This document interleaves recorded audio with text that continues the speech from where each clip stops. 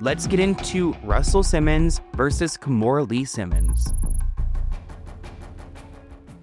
I love that Kimora Lee Simmons is coming back to television with her daughters because they are so funny. We need some good reality TV like that, kind of like OG Kardashians vibe. Russell says that he's been fighting for the love of his kids for years now, but Kimora is keeping them from him. Kimora recently told People magazine that she doesn't have a relationship really with her kid's father. Her ex-husband responded by saying that there are two sides to every story. Russell said, "I gave you $50,000 a month for 20 years for their daughters, Aoki and Ming." He continued, "I was your best/only friend. I'm the godfather to your other 3 kids until one day you stole my stock." He said, "I've been fighting for my kids' love and my bread ever since. You threatened that if I sued you, I would never speak to my kids again. There are two sides to every story." Now, the thing is, I am team Kimora here. Maybe that's a hard take, but I do feel like Russell Simmons is problematic, and there's a very good reason why she kept her daughters away from him. This person wrote,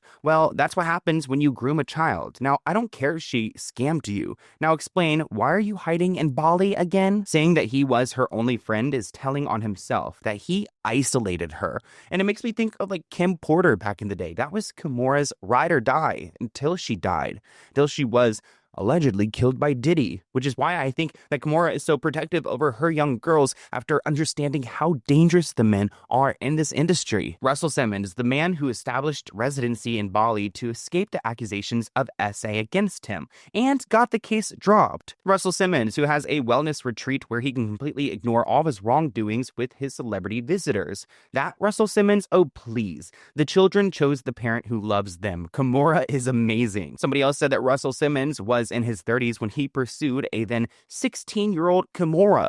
Let me know if you guys want to deep dive into their relationship because it is creepy. He absolutely groomed Kimora. We actually have a clip of Kimora getting emotional, talking about what Russell had done to her when she was a teenage girl. Take a look. I met this person when I was in high school in St. Louis, Missouri. I was modeling. I was 16 years old. Like, I've known you and everybody knows. Again, that's documented. You can see.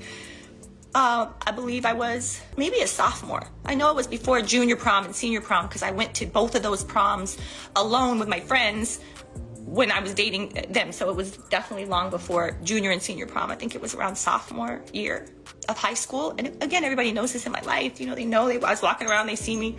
The point of it is, I've known you a long time and I've seen lots of stuff and I just choose to not go there. Lots of things that I could say over the time.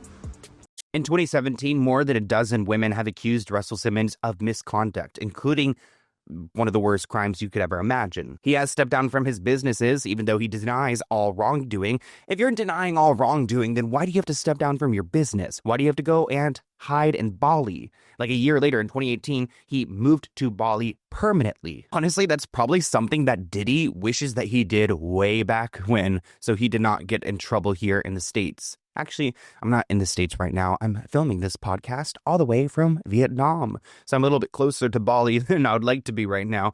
I mean, shout out to Bali. There's nothing wrong with Bali, but Russell Simmons, pass. Somebody else said Russell Simmons, Russell Brand, never date a Russell. At least that could be one of the takeaways from this episode. Don't date a Russell unless you really know. Get your Russells vetted.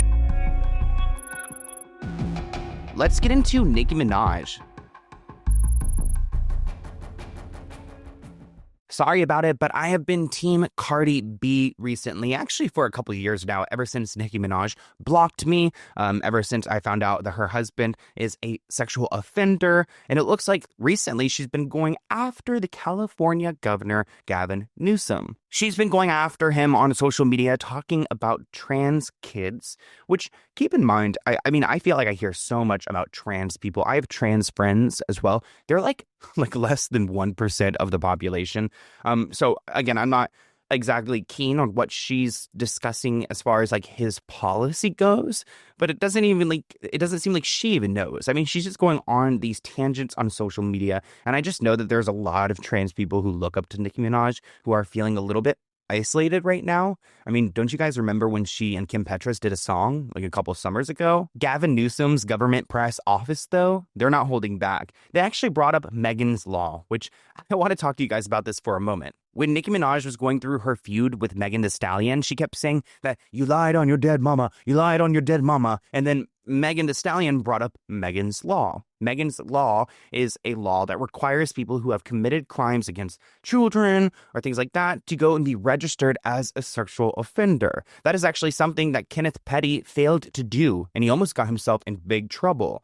And it looks like now Governor Newsom is bringing up Megan's Law because that is a law, again, that Nicki Minaj does not like because she doesn't like the fact that her husband has to be registered as an SO, but it's the law, and it was created because of this victim named Megan, who could have been protected if they were aware of the predators who were around them. I mean, I have the Citizen app. I can open up in LA and I can see a bunch of people who have been convicted for these terrible crimes. So I'm grateful that this law exists and it protects us from people like Nicki Minaj's husband. Like, really? It's so embarrassing, Nicki. I mean, I'm embarrassed that I went to one of her shows just by the fact that she's married to a man like this. This is exactly why we talk about terrible people sometimes on my channel to expose the predators out here. And it's crazy that she has a kid with one, that she's housing one, and there's no doubt in my mind that he is spending all of her money through her credit cards.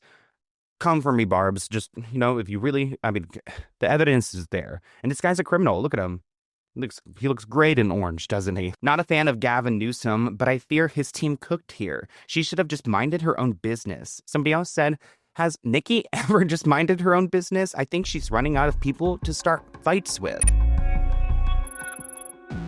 Let's get into Timothée Chalamet. Timothée is just like us. It looks like he was against getting a buzz cut and begged for his hair, his locks to be kept, which I totally get it. Like, I like my inches. I only have a few inches, but I love my inches. Timothée said that he practically begged to keep his hair longer. Your hair, weirdly, you're attached to your hair. It's kind of like our personalities, these follicles that grow out of our heads. But he explains that his locks were stolen. Ew, also, I hate the word follicles. I think I've said that before, but why does it sound so, I don't really like the word nipples either. But that used to be an older thing for me. Back when I was in middle school, I'd literally cringe when I heard that word. Follicles is bothering me more now. But Timothée has been on this press tour for his new movie, Marty Supreme, coming out on Christmas. Let me know in the comments below, will you be tuning in? Thank you for watching this clip from the Let's Get Into It podcast. To view the full episode, visit the link listed below.